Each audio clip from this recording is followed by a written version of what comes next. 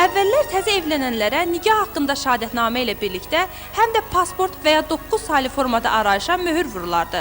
Bəs görəsən, ümumiyyətlə cavanlar ona evlənmə təklif edən gəncin subay olduğunu necə təxmin edirlər? Yəqin ki, pasportunu.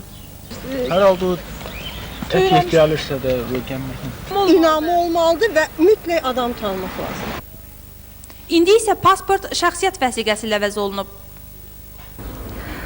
Pasport bölməsinin şifahi məlumatına görə kimliyə nikah möhürü vurmaq qeyri-mümkündür. Burada yalnız vətəndaşların subay və ya evli olduqları göstərilir. Həmin məlumatlar vətəndaşın doldurduğu anket vəsiqəsinə uyğun şəkildə aparılır. Yanlış məlumat üçün vətəndaş özü məsuliyyət daşıyır.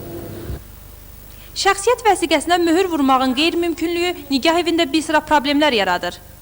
İnki kimi ştamp vururuq ailə vəziyyəti haqqında olan lazımı yerə. Təbii ki, şəhadətnamə verilir. Eləcə də pasport əvəzi forma 9, əgər müddətsiz əllərində forma 9 varsa vətəndaşın, yenə də ora ştamp vurulur, yenə də təbii ki, şəhadətnamə verilir. Axır vaxtlar görürsünüz, bilirsiniz, şəxsiyyət vəsiqəsi var və şəxsiyyət vəsiqəsi əgər subaydırsa vətəndaş, orada göstərilir, subaydır.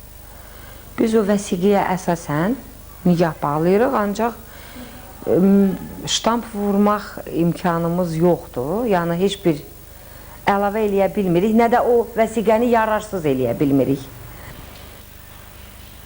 Sevgi olan yerdə nikahı təsdiqləyən möhür əsas şərt deyil, lakin bu, Donjanın müasir xələfləri üçün yeni imkanlar yaradacaq. Xalidə Babayeva, Fərrux Qafarov, Xəbər Plus.